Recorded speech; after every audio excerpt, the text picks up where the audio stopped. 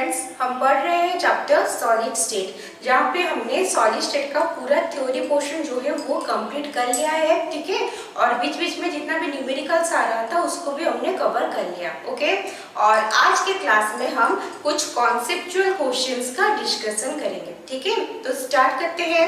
हमारा जो first question है वो है the composition of a sample of wustite is Fe 0.93 O 1.00. What percentage of iron is present in the form of Fe3? ठीक है, question को समझ में आ रहा है। ये एक आयरन ऑक्साइड है। ठीक है, Fe 0.93 O 1.00 वो क्या होता है, मतलब वो FeO ही है, लेकिन वहां पे जो उसका कॉम्पोजिशन है वो थोड़ा इधर उधर है। ठीक है, 1 की जगह पे ये 0.93 है, तो ये थोड़ा बहुत डिस्टर्बेंस जो है वो सॉलिड में रहता है डिफेक्ट से। ठीक है, हम सब पढ़े हुए हैं। तो यहाँ पे पूछा है, अच्छा देखो, अगर 0.93 और 1 उसको हम 1 मान के चलेंगे FeO। ठीक है, FeO फॉर्मूला कैसे आया, O का वैलेंसी 2 जो Fe के नीचे रहता है। यहाँ पे FeO में कुछ भी नहीं है, कुछ भी नहीं है मतलब यहाँ पे भी 2 है, जिसके लिए वो कैंसिल होके FeO बना है। ओके, इसका मतलब यहाँ पे FeO में जो आयरन है वो आयरन का जो आयन है वो उसका जो वैलेंसी है वो 2 है, मतलब वो Fe2 और Fe+2 फॉर्म में एग्जिस्ट करता है। ठीक है, लेकिन क्वेश्चन में गिवन है कि कुछ अमाउंट ऑफ Fe3 के फॉर्म में, मतलब Fe+3 आयरन के फॉर्म में भी वहां पे प्रेजेंट है। ठीक है, तो क्योंकि वहां पे Fe का 3 जो है वैलेंसी उसमें भी वो प्रेजेंट है, तो हमें ये पूछा है कि मेनली तो 2 है, कुछ 3 वैलेंसी में है, तो पूछना है कि कितना है अमाउंट जो कि Fe का पोर्शन जो कि 3 वैलेंसी शो करता है। ओके, तो यहाँ पे हम क्या कर सकते हैं, यहाँ पे हम ये मान के चलते हैं कि जितना Fe plus number of Fe+3 ions that replaced Fe+2, या फिर ऐसे Fe2 लिख के इसको Fe3 करेंगे। ठीक है, that is equal to x, मतलब जो आयरन जो 3 वैलेंसी स्टेट शो करता है और वो हमारा x नंबर का है। ओके, इसका मतलब नंबर ऑफ आयरन जो आयरन से इक्वल टू कितना रहेगा, जो कि 2 शो करता है वैलेंसी, वो कितना रहेगा, टोटल कितना है, टोटल है 0.93, जिसमें से x हो गया जो 3 वैलेंसी शो करता है, तो 2 वैलेंसी का कितना बचा, वो बचा 0.93 जो कि टोटल था माइनस x। ये हो गया हमारा Fe+2 वाले जो आयरन से उसका नंबर। अभी हमें करना क्या है, ये हमें पता है कि कुछ तो डिस्टर्बेंसेस है। ठीक है, लेकिन ये हम मतलब इसको तो मान के ही हम चलते हैं कि हमारा जो भी सॉलिड है वो इलेक्ट्रिकली न्यूट्रल है। इसका मतलब number of positive ion should be equal to number of negative ion. ठीक है, तो यहाँ पे जो आयरन का टोटल जितना भी चार्ज है that should be equal to the charge of oxygen. Oxygen का चार्ज कितना रहता है, ऑक्सीजन का चार्ज -2 रहता है, तो बाकी Fe का कितना रहेगा हम वो निकालेंगे अभी। ठीक है, Fe का कितना है 2, मतलब 3 फॉर्म में कितना है x है, सो 3x प्लस 2 फॉर्म में कितना है 0.93 माइनस x, मतलब टोटल जो पॉजिटिव चार्ज जो कि आयरन के साइड से आ रहा है वो उसका जो मैग्नीट्यूड है वो इतना आना चाहिए। ठीक है, नेक्स्ट है ऑक्सीजन का वैलेंसी। ऑक्सीजन का जो वैलेंसी है वो कितना है, FeO में 2 ही है। ठीक है, हमें सिर्फ मैग्नीट्यूड लेना है, हमें वो क्या साइन से कुछ मतलब नहीं है। तो ऑक्सीजन का टोटल चार्ज कितना है 2, और ये है हमारा आयरन का टोटल चार्ज। अभी इसको सॉल्व करेंगे, 3x प्लस ये कितना होगा 1.86 minus 2x equal to 2। It implies x plus 1.86 equal to 2, so x equal to 2 minus 1.86, वो किसका कितना वैल्यू आएगा 0.14 x का वैल्यू है। ठीक है, तो मतलब अगर हम 1 मान के चलेंगे 0.14 पार्ट जो है वो हमारा Fe+3 आयन है जो कि Fe+2 आयन को रिप्लेस किया है। ठीक है। ठीक है, हमें नंबर मिल गया। लेकिन क्वेश्चन में क्या पूछा है, क्वेश्चन में पूछा है what is the percentage of iron. तो वो कैसे निकलेगा, number of Fe+3 ion divide by total number of Fe atom जो है into 100। So percentage equal to number of Fe3 divided by total number of Fe atom into 100, that is equal to number of Fe+3 कितना है 0.14 by हमारा total कितना है 0.93 into 100। अगर इसको हम कैलकुलेट करेंगे तो वो हमारा अराउंड आएगा 15.05%। ठीक है, आए समझ में कैसे हुआ है। चलो इसको लिख लो, फिर नेक्स्ट क्वेश्चन करते हैं। हो गया, मिटाते हैं।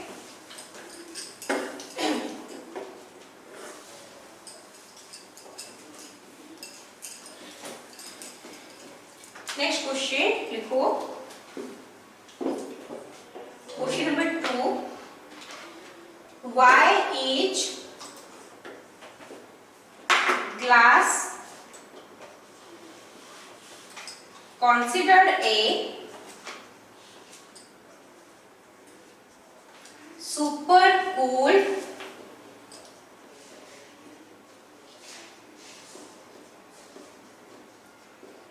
liquid? ओके, हमने ग्लास के बारे में पहले भी पढ़ा हुआ है। जो हमें मेनली हम जो क्लासिफाई करते हैं सॉलिड का 2 टाइप करते हैं, एक होता है हमारा क्रिस्टलाइन सॉलिड और दूसरा होता है एमोर्फस सॉलिड। जो क्रिस्टलाइन सॉलिड होता है उनमें जो पार्टिकल का अरेंजमेंट होता है वो रेगुलर अरेंजमेंट रहता है, रिपीटेड अरेंजमेंट रहता है अप टू ए क्या लार्ज एक्सटेंट तक, ठीक है, लेकिन लार्ज रेंज तक रहता है। लेकिन जो एमोर्फस सॉलिड है उनमें पार्टिकल्स का रेगुलर अरेंजमेंट नहीं रहता है, और अगर भी मान लो कि थोड़ा बहुत रेगुलर अरेंजमेंट हो भी गया तो वो शॉर्ट रेंज में रहता है। ठीक है, तो ये है हमारा एमोर्फस सॉलिड। अभी हम जो ग्लास के बारे में पढ़ रहे हैं वो कौन से कैटेगरी में जा रहा है, वो हमारा एमोर्फस सॉलिड के कैटेगरी में जा रहा है। ठीक है, तो इसमें रेगुलर अरेंजमेंट ऑफ एटम नहीं है, और उसका कुछ प्रॉपर्टी है जो कि लिक्विड को रिजेंबल करता है, दैट इज फ्लूइडिटी। मतलब जैसे हम माने को जैसे कोई घर बना हुआ है जिसमें कुछ ग्लास लगा हुआ है विंडो में, ठीक है, काफी साल से लगा हुआ है, तो अगर हम बहुत साल बाद देखेंगे तो क्या होता है, ग्लास का जो ऊपर का पोर्शन है वो थोड़ा पतला हो जाता है, थिन हो जाता है, लेकिन जो नीचे का पोर्शन है वो थोड़ा मोटा रहता है, थिक रहता है। तो जब बना के लगाया गया होगा तो वो तो ऐसे नहीं लगाया गया होगा, कैसे लगाया होगा, एक यूनिफॉर्म साइज में कट करके लगाया गया होगा, ठीक है। लेकिन ये जो साइज का डिफरेंस आ रहा है कि ऊपर में थिन है नीचे थिक है, वो क्यों आता है, क्योंकि glass has the ability to flow. That does not mean कि वो लिक्विड की तरफ फ्लो करेगा पूरा, लेकिन बहुत ही कम स्पीड से वो फ्लो कर सकता है। तो क्योंकि साल भर वहाँ वो रह गया बहुत साल तक, तो धीरे धीरे फ्लूइड होते होते वो नीचे की तरफ आ रहा है, जिससे हमारा जो ऊपर वाला पोर्शन है वो थिन है और नीचे वाला पोर्शन जो है वो ठीक है। ठीक है, आया समझ में क्या बताया हमने। चलो इसको लिख लो अपने वर्ड्स में, ओके, फिर नेक्स्ट क्वेश्चन करेंगे। हो गया, next question number 3।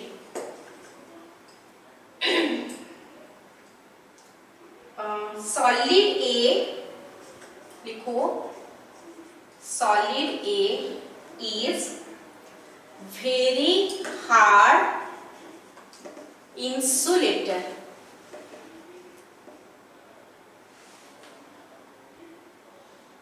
In solid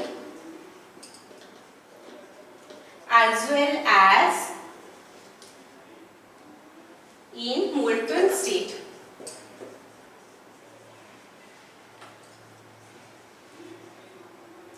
And melts at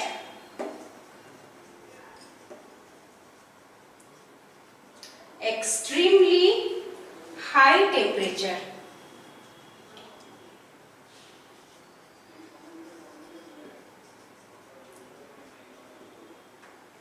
What type of solid each each।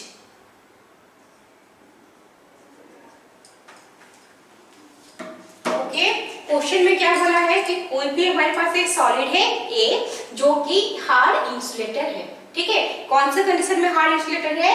In solid state as well as in molten state, ठीक है।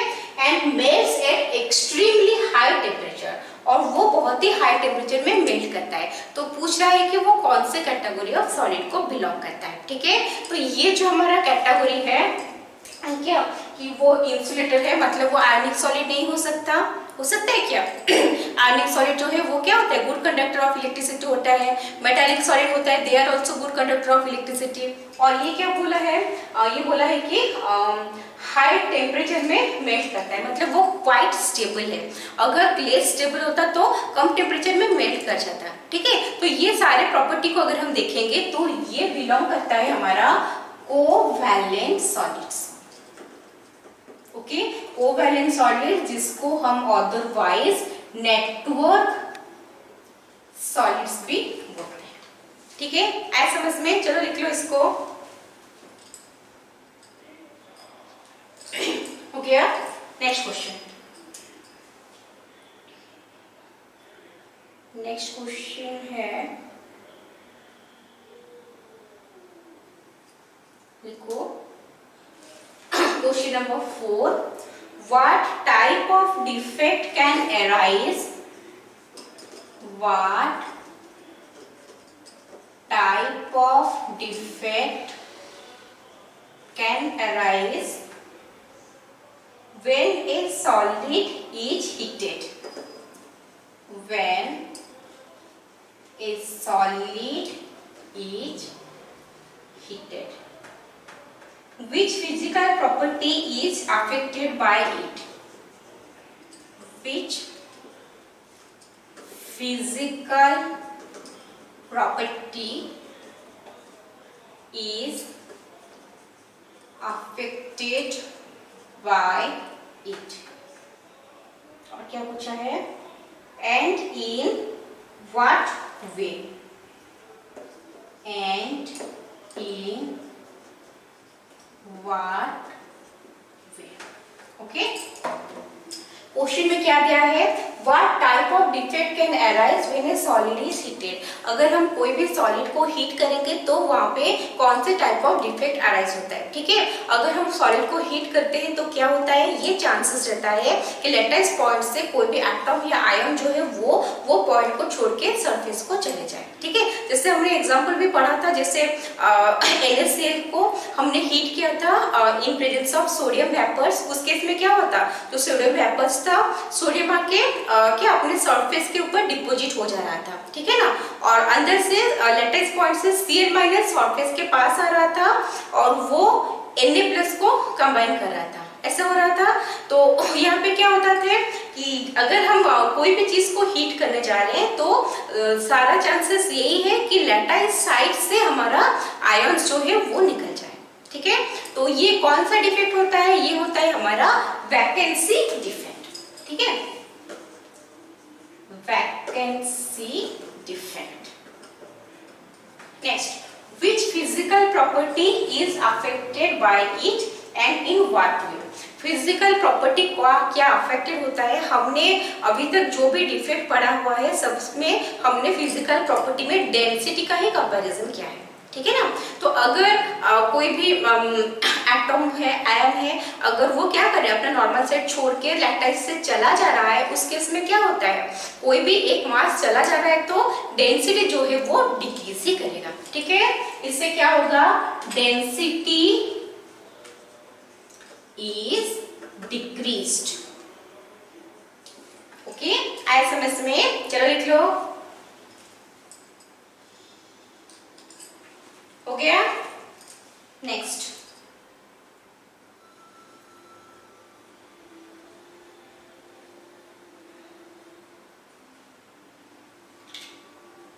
नेक्स्ट क्वेश्चन लिखो number 5। What type of substance? What type of substance would make better permanent magnets? would make better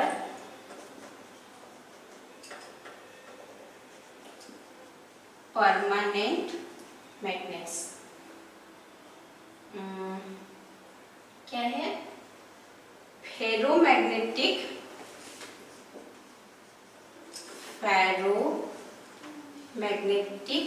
और फेरी magnetic. ठीक है, और क्या दिया है? Justify your answer.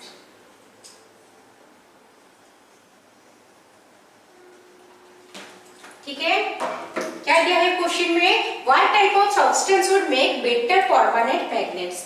फेरोमैग्नेटिक और फेरीमैग्नेटिक। ठीक है, अच्छा हमने पढ़ा हुआ है फेरोमैग्नेटिक क्या होता है। Ferromagnetic substances are those substances who are strongly attracted by magnets. ठीक है, और फेरीमैग्नेटिक क्या है? They are also attracted by magnet, but वो जो अट्रैक्शन जो होता है that is less than the ferromagnetic substances. तो यहाँ पे होता क्या है, जो फेरोमैग्नेटिक सब्सटेंसेस है इसमें जो हमारे इलेक्ट्रॉन्स जो है उनका जो अलाइनमेंट है वो एक ही डायरेक्शन में रहता है, पैरेलल मतलब पैरेलल स्पिन में रहता है, एक ही डायरेक्शन में रहता है। इससे उनका जो मैग्नेटिक प्रॉपर्टी है वो ज्यादा रहता है। लेकिन फेरी मैग्नेटिक में क्या होता है?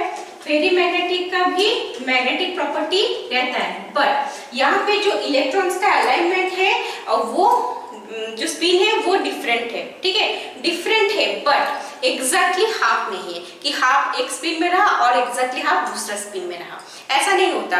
कुछ है जो एक स्पिन में रहते हैं, कुछ है जो अलग में रहते हैं। तो जो नेट रिजल्टेंट जो मैग्नेटिक मूवमेंट आता है उसके वजह से क्या होता है? दे आर एबल टू मतलब उनका magnetic property they can exhibit magnetic property. ठीक है, वो मैग्नेटिक प्रॉपर्टी शो करते हैं। तो ऑफ कोर्स इनमें से कौन बेटर मैग्नेट होगा?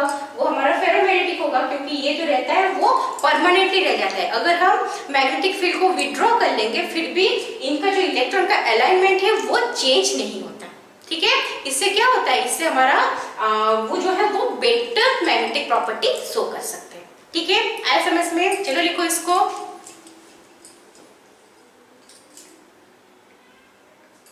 ओके, मिटाते हैं।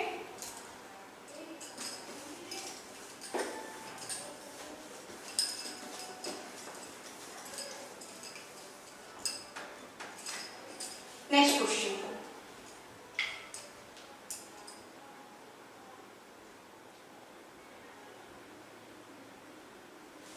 देखो, what makes a glass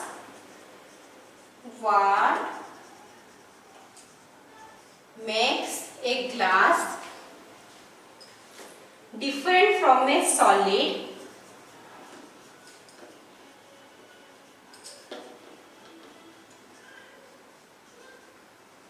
such as quartz?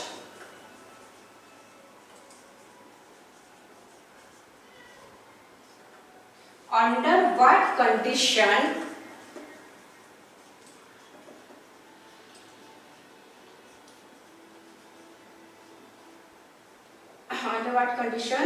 could quartz be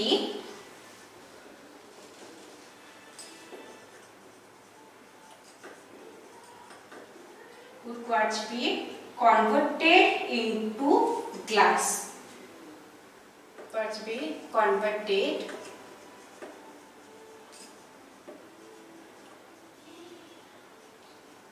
into glass।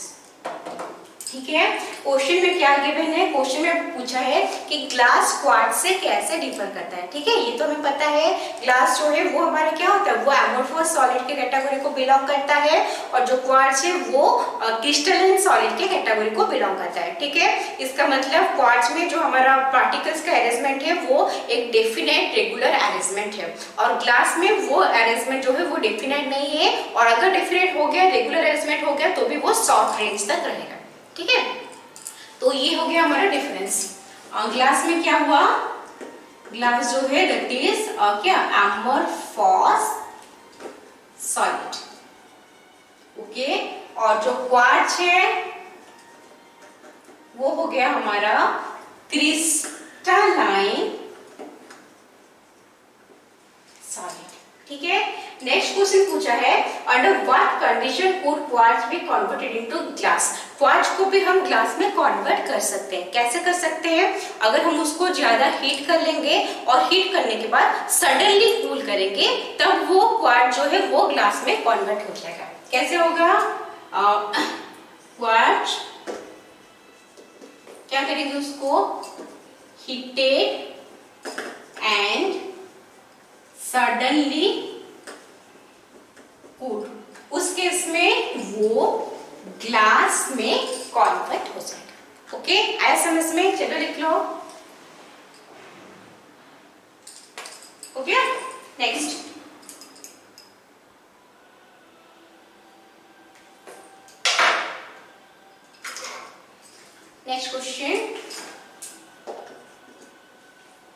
Question है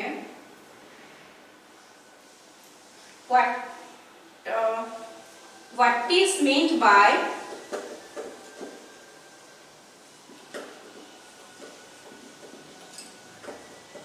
coordination number? Next, what is the coordination number of atoms? ये हमारा बीट 1 है, beat 2। What is the coordination number of atoms in a cubic closed pack? In a cubic closed pack structure। और B में क्या लिखा है? B में लिखा है in a body centered cubic structure।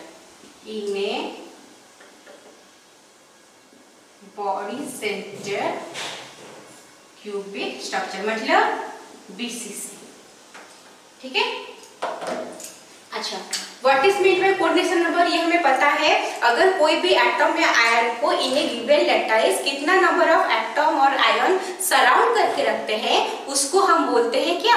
Coordination number of that particle. ठीक है?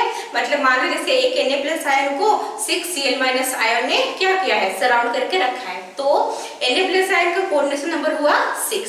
उस तरह एक लैटिस में एक Cl- आयन को 6 Na+ आयन सराउंड करके रखते हैं। इसका मतलब Cl- का लैटिस कोऑर्डिनेशन नंबर कितना है? 6। ओके, तो ये होता है coordination number, the number of atoms और ions which surrounds the given particle in a crystal lattice. Okay, next पूछा है what is the coordination number of atoms in a cubic closed pack structure. ये तो पढ़े हुए हो, अच्छे से समझा है अभी हमने। ठीक है, क्यूबिक पैक स्ट्रक्चर में कितना होता है? कोऑर्डिनेशन नंबर 12 होता है। और हमारा जो बीसीसी है, बीसीसी में वो जो क्या कोऑर्डिनेशन नंबर है वो हमारा 8 होता है। ठीक है, आए समझ में? चलो लिखो इसको।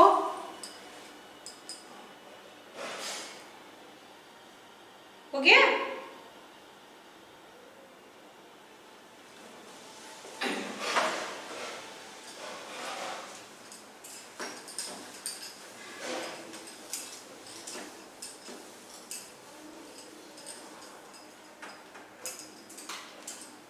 Next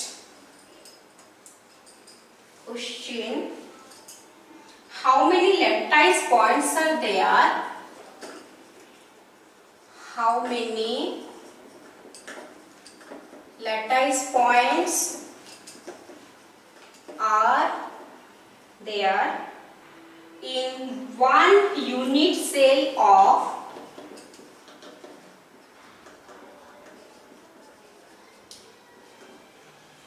each of the following lattice?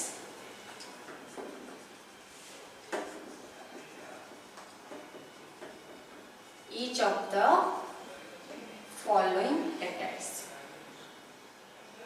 Face center cubic.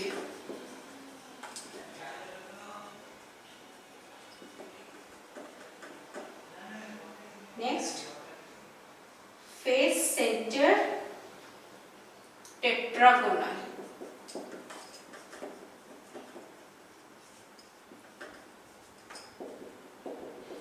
Next, body center.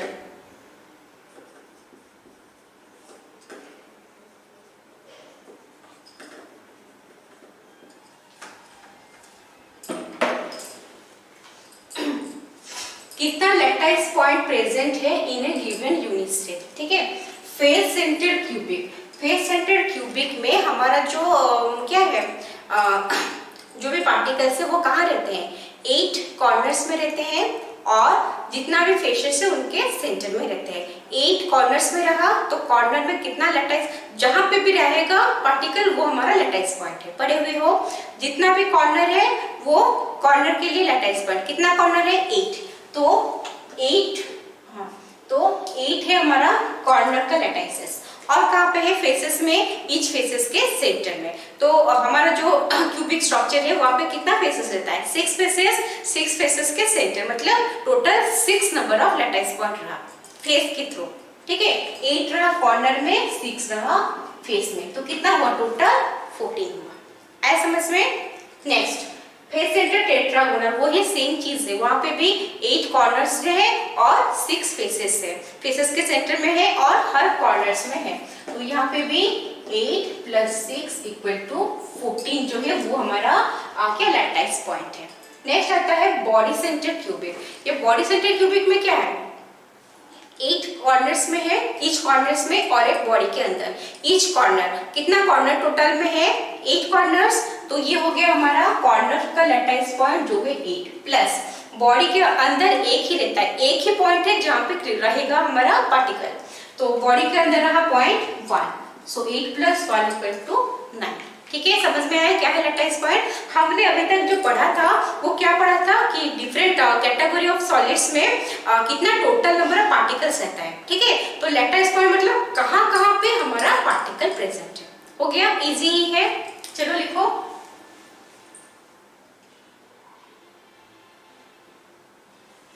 हो गया। Next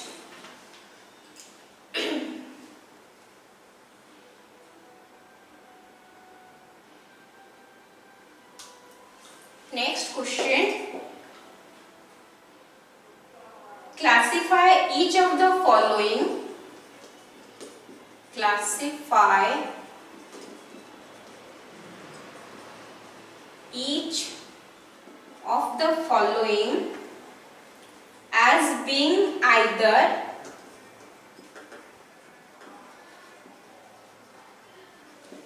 N-type or P-type semiconductor। ठीक है, फर्स्ट में है GE doped with indium. Next बीच 2 में B डॉप्ड विथ कहाँ गया, B डॉप्ड विथ सिलिकॉन। ठीक है, क्वेश्चन पूछ रहा है कि ये दोनों में से वो कौन से कैटेगरी ऑफ सेमीकंडक्टर को बिलोंग करेंगे, एन टाइप और पी टाइप। ठीक है, देखो जर्मेनियम डॉप्ड विथ इंडियम, यहाँ पे जो जर्मेनियम है वो बिलोंग करता है ग्रुप 14 को और इंडियम बिलोंग करता है ग्रुप 15 को। ठीक है, जर्मेनियम प्रेजेंट है, वहां पे एक जगह पे क्या आएगा, इंडियम आ जाएगा। तो जर्मेनियम के ग्रुप 14 एलिमेंट के आउटर मोस्ट ऑर्बिट में कितना इलेक्ट्रॉन्स रहते हैं, 4 इलेक्ट्रॉन्स। ग्रुप 15 के आउटर मोस्ट ऑर्बिट में 5 इलेक्ट्रॉन।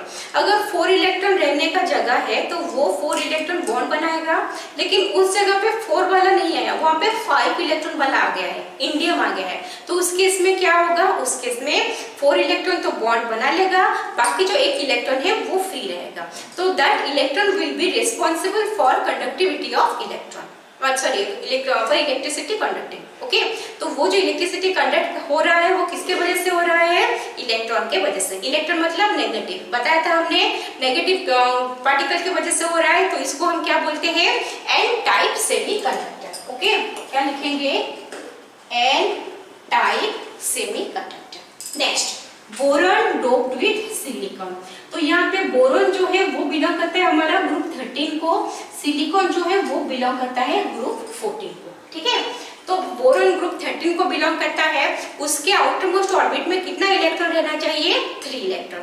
ओके, तो 3 इलेक्ट्रॉन बॉन्ड में पार्टिसिपेट करेगा। ओके, बोरोन है। और यहाँ पे कौन आ रहा है, सिलिकॉन।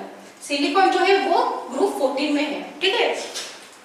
तो जो सिलिकॉन से पड़े हुए हैं ग्रुप 14 को हम ड्रॉप करेंगे ग्रुप 13 पे। तो यहाँ पे एक इलेक्ट्रॉन का जो है वो शॉर्टेज रह जाता है, ठीक है। क्योंकि एक इलेक्ट्रॉन का शॉर्टेज रह जाता है तो उस जगह पे क्या होता है, उस जगह पे होल का फॉर्मेशन होता है, ठीक है। तो होल जो फॉर्मेशन होता है, तो जब वो इलेक्ट्रिसिटी कंडक्ट होगा वो किसके वजह से होगा, due to the positive holes. क्योंकि पॉजिटिव होल्स है पी, तो यहाँ पे बनेगा पी टाइप सेमीकंडक्टर। इसको याद ही रख लेना है। ग्रुप 14 में ग्रुप 15 ऐड करोगे तो वो एन टाइप सेमीकंडक्टर बनेगा। ग्रुप 14 में ग्रुप 13 ऐड करोगे तो वो पी टाइप सेमीकंडक्टर बनेगा। ओके, आया सबको समझ में? चलो लिखो इसको। ओके, हो गया, मिटाते हैं।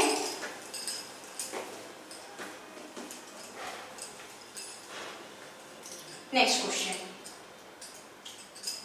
Question number 10। देखो, graphite is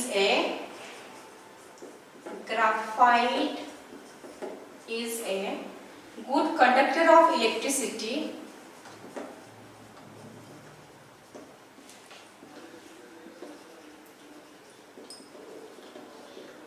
due to the presence of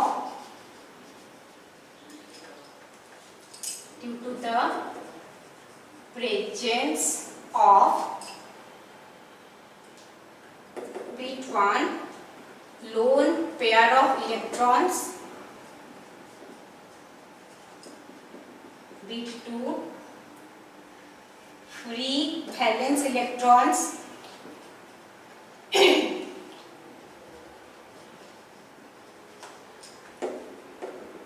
bit 3 cations, bit 4 anions। Okay, तो यहाँ पे पूछा है कि ग्राफाइट जो है वो गुड कंडक्टर ऑफ इलेक्ट्रिसिटी होता है, हमें पता है, तो वो किसके वजह से होता है, ठीक है। तो यहाँ पे 4 ऑप्शन गिवन है, lone pair of electron, free valence electron, cations and anions.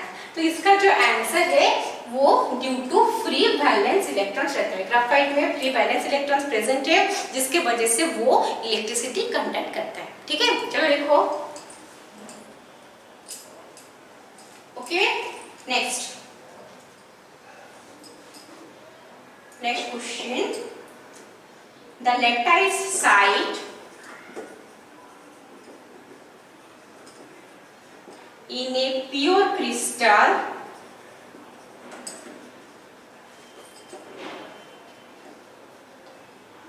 cannot be occupied by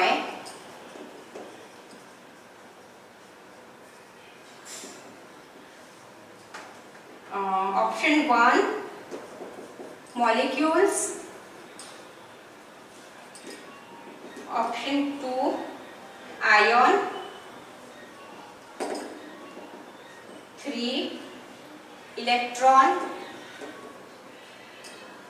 4 atom. पूछ रहा है कि जो लैटाइसाइट होता है प्योर क्रिस्टल को, वो इनमें से कौन है वो लैटाइसाइट को ऑक्युपाई नहीं कर सकता, ठीक है। अच्छा, लैटाइसाइट क्या होता है, वो वही साइट होता है, वही पॉइंट होता है, वही प्लेस होता है जिसमें हमारा पार्टिकल्स जो है वो प्लेस को ऑक्युपाई करते हैं। तो वो जो पार्टिकल्स है, इसका मतलब क्या है, हम स्टार्टिंग से पढ़ते आ रहे हैं, पार्टिकल्स का मतलब एटॉम्स और आयंस और मॉलिक्यूल्स, ठीक है। तो यहाँ पे हम एटॉम्स और आयंस और मॉलिक्यूल जो है सिर्फ वही ही वो लैटाइसाइट को ऑक्युपाई कर सकते हैं, उसको छोड़ के जो भी ऑप्शन में होगा वो ऑक्युपाई नहीं करेगा, ठीक है। क्या है, मॉलिक्यूल्स, आयंस, इलेक्ट्रॉन, एटम, सब चीज है जो इलेक्ट्रॉन है वो हमारा ऑक्युपाई नहीं कर सकता, ठीक है। लिखो इसको। Okay, next question, to get A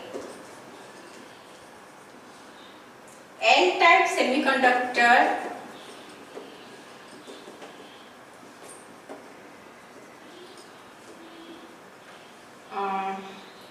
from silicon, it should be doped with a substance it should be docked with a substance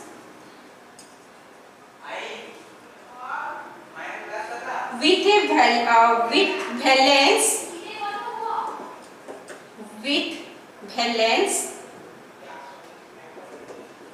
2 1 3 5। Okay, question क्या पूछा है, हमें सिलिकॉन से एक एन टाइप सेमीकंडक्टर बनाना है। ठीक है, तो ये है कि वो कैसे बनेगा, मतलब हमें सिलिकॉन के साथ किसको डॉप करना है। ये पता है, हम पढ़े हुए हैं, अगर कोई भी एक ज्यादा वाला जो मतलब सिलिकॉन में क्या है, आउटरमोस्ट ऑर्बिट में 4 इलेक्ट्रॉन से अगर हम 5 इलेक्ट्रॉन जिसमें रहेगा आउटरमोस्ट ऑर्बिट में उसको ऐड करेंगे तो एक इलेक्ट्रॉन जो है वो हमारा एक्स्ट्रा रहेगा, जिससे हमारा एन टाइप सेमीकंडक्टर बनेगा। ठीक है, पढ़े हुए हैं। तो ये क्या हो गया, हमारा सिलिकॉन ग्रुप 14 को बिलोंग करता है, 4 इलेक्ट्रॉन है, तो एन टाइप सेमीकंडक्टर के लिए हमें ग्रुप 15 का चाहिए, मतलब 4 इलेक्ट्रॉन आउटरमोस्ट ऑर्बिट में है, एक इलेक्ट्रॉन एक्स्ट्रा वाला चाहिए, मतलब कितना चाहिए, वैलेंस इलेक्ट्रॉन 5 होना चाहिए। ठीक है, तो ये है हमारा, अगर हम 5 को ऐड करेंगे तो वो आएगा क्या, एन टाइप सेमीकंडक्टर आएगा। आया समझ में। अगर हम ये क्वेश्चन को थोड़ा चेंज कर लेंगे और पूछेंगे कि to get a P type semiconductor, उस केस में क्या करोगे, पी टाइप में एक इलेक्ट्रॉन कम वाला आना चाहिए। ठीक है, तो ग्रुप 13 का मतलब आउटरमोस्ट ऑर्बिट में सिलिकॉन का 4 इलेक्ट्रॉन है, तो हम अगर यहाँ पे 3 इलेक्ट्रॉन वाला ऐड करेंगे तभी होगा। तो अगर पी टाइप सेमीकंडक्टर पूछेगा तो आंसर आएगा 3। ठीक है, चलो लिखो इसको, हो गया। तो हमने अभी सॉलिड स्टेट का काफी सारा कॉन्सेप्चुअल क्वेश्चन का डिस्कशन कर लिया। ठीक है, आज का क्लास यही खत्म करते हैं, नेक्स्ट क्लास कुछ एक नया चीज पढ़ेंगे। ठीक है, टिल देन माइंडफुली पढ़ाई करते रहो। ओके।